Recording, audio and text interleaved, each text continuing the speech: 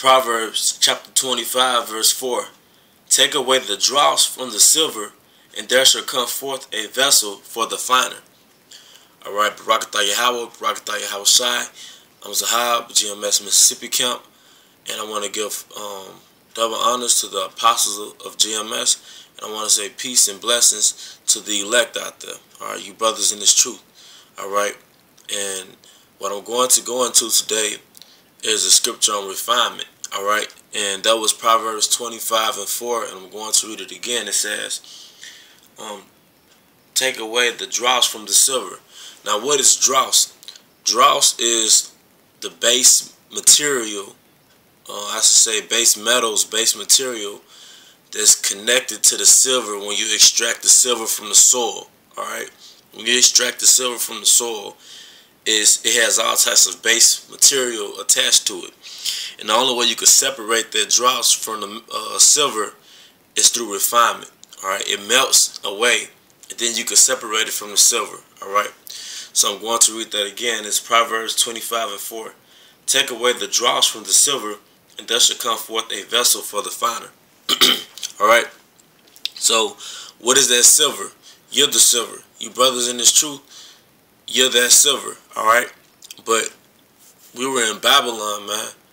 We came out of America, so we have all types of defects and character flaws that really the only way we could get it purged out of us is through refinement. Alright. Another scripture I'm going to get is Proverbs chapter 1 verse 4. I'm sorry, Proverbs 1 Peter chapter 4 verse 12. Alright, because basically we all likened to precious metals. Alright. But anytime you see a precious metal, when you first see it extracted out the ground, it looks just like any other piece of metal. You really can't tell the difference from that and some other stone until it's refined. Alright, and that's us. Alright, 1 Peter 4 and 12.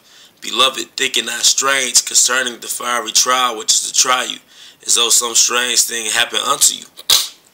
So the manifestation of the refinement are these trials and afflictions that you experience while in the truth, man. But that's likened to your refinement. Alright, when I was in art class, we used to make clay pottery. Alright, then we'll put glaze or a type of paint on the pottery. Alright, but then we would refine the pottery by putting it into a kiln. And the kiln will be, very, very high, like maybe 1200 degrees. I'm just going to take a guess. But when the pottery came out the kiln, it had a gloss to it. It had a glow to it. It was shining. And Most High willing, Yahweh Shai willing, that's us, man. Alright. 1 Peter 4 and 12.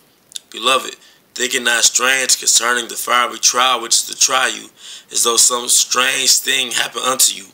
But rejoice inasmuch as you are partakers of Hamashiach's sufferings, that when his glory shall be revealed, you may be glad also with exceeding joy. Alright? Because when you came into this truth, well, like it said during the Passover, this is my bread, this bread is my flesh. Alright? We basically partake in everything that Yahweh Shai took in.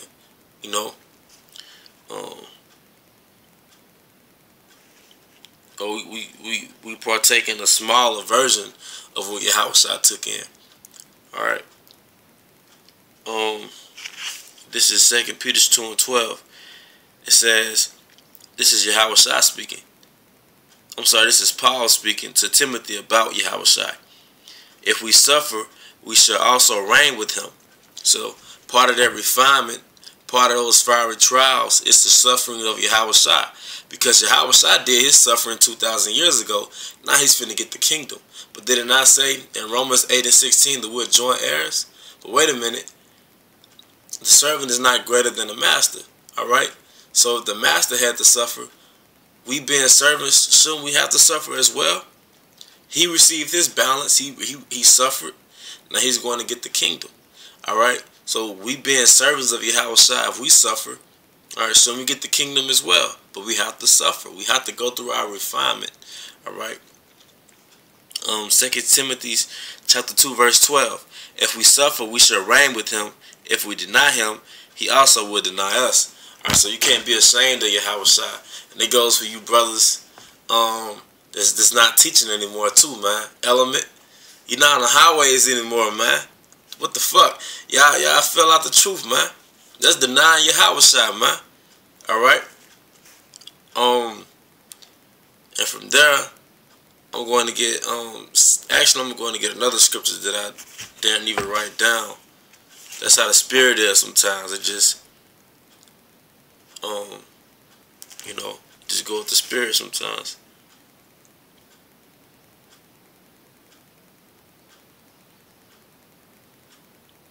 Because I'm going to get the scripture,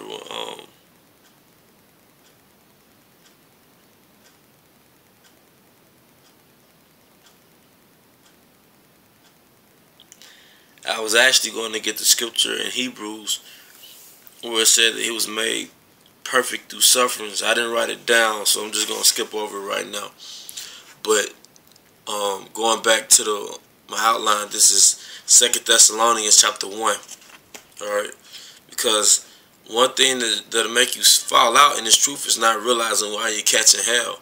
Or you forget why you're catching hell, because you'll get so absorbed into your affliction and you'll develop a woe is me attitude.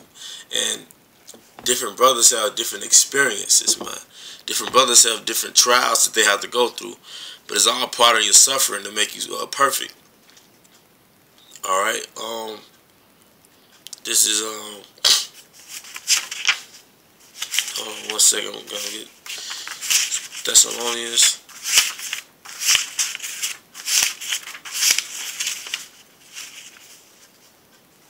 Second Thessalonians chapter 1 verse 4. This is 2 Thessalonians chapter 1 verse 4. So that we ourselves glory in you in the churches of God for your patience and faith in all your persecutions and tribulations that ye endure, which is a manifest token of the righteous judgment of the power, that you may be counted worthy of the kingdom of the power for which ye also suffer. You see the balance? You have to suffer to get the kingdom. And your afflictions are the manifest tokens or the proof that you're actually in the truth. Alright? I think the brother DTA, giving all diligence, said the way you know GMS has the truth, we're the only ones that's catching hell. We don't have some big organization that we all meet up in one city. We don't have some 501c3 tax exempt, man. We don't have all these uniforms, these color-coded uniforms, and everybody got the same color, and brothers got ram's horn, and it's a big congregation, and everybody rapping on stage. We ain't got that bullshit, man. Alright? We find loopholes. We teach, man. We find loopholes, man, to go out there and teach, man. What I mean by that, amid all the hell we catching, we still go out there and teach, man.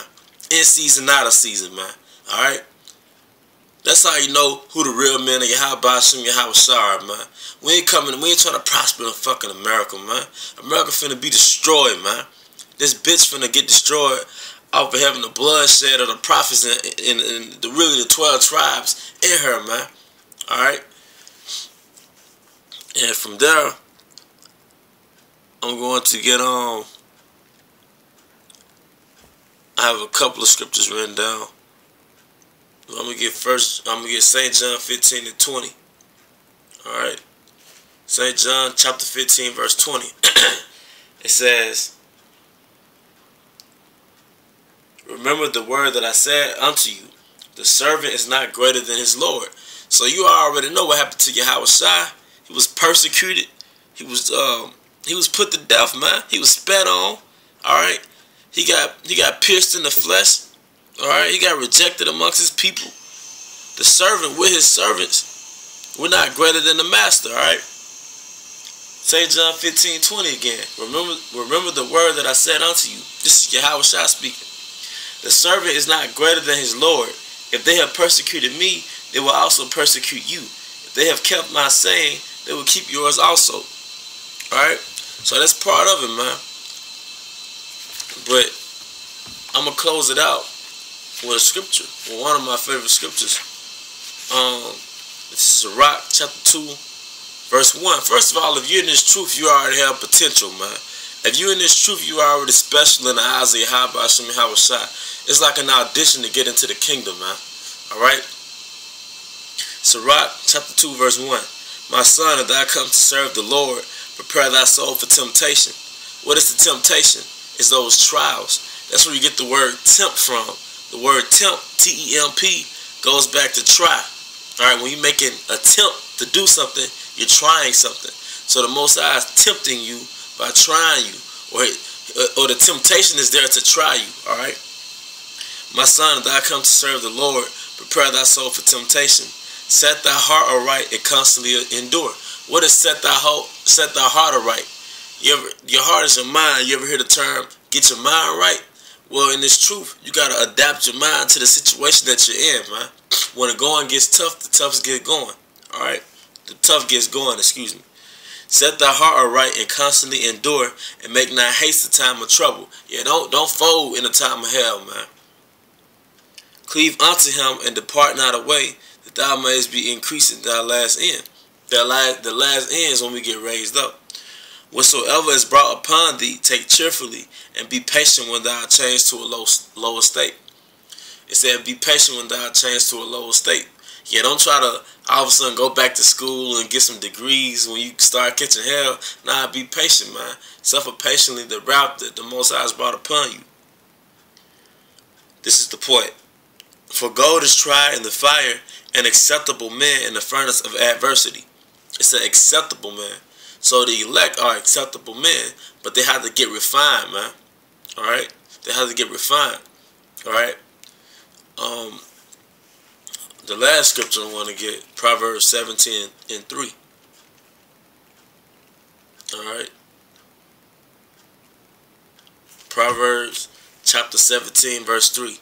The finding pot is for silver, or the refining pot. The finding pot is for silver, and the furnace for gold, but Yahweh Ba'ashem Yahushua tried the hearts. Alright? So, it's Yahweh Ba'ashem Yahushua that tried the souls, man. He does it through the furnace of affliction, man. But I'm Zahab, GMS Mississippi Camp, Spirit Wind Judah. I hope you brothers was edified. May all honor and glory go to Yahweh and the Son Yahushua. And with that, I'm going to say shalom.